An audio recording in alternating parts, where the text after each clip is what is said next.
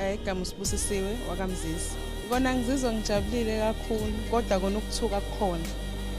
Ngoba kuzowenziwa into enkulu kangaka kodwa nokubonga futhi kukhona. Mina ngiyingxenye yabantu engalithola ngithuba lokuthi grade ngesikhathi seCovid. So ngenza ama-degree awu-2 ngakwazi ukugrade for wona awu-2 ngoba ngawenze landelana.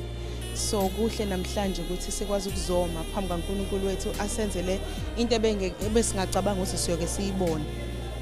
So ngibonga kakhulu futhi inhliziyo yami igcwele njengoba ngiqala nje nokuthi ngiye stage kanti ngiqala esandleni soNyazi uNkulunkulu wethu ushembe wethu simthandayo.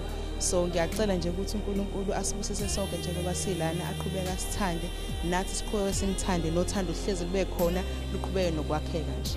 Ngicabanga ukuthi ukukhombisa uthando analo ubaba ngengane zakhe ngathi njengamakholo athi noma sengehlelwe into ebuhlungu kangaka ngikwazi ukuthi ngimthande ngishiye lokhu nami ukukhona kimi ngikwazi ukuthi ngizi la kuzonikhombisa uthando ngicathe ukubonga nje kodwa nakhona sithi nje siyaduduza nathi siyazama kukhaya likhulu ukuthi kwenzeka into ebuhlungu kangaka kodwa sibonga ukuthi uNkulunkulu ubone kufanele ukuthi eze la thina azobungaza nathi.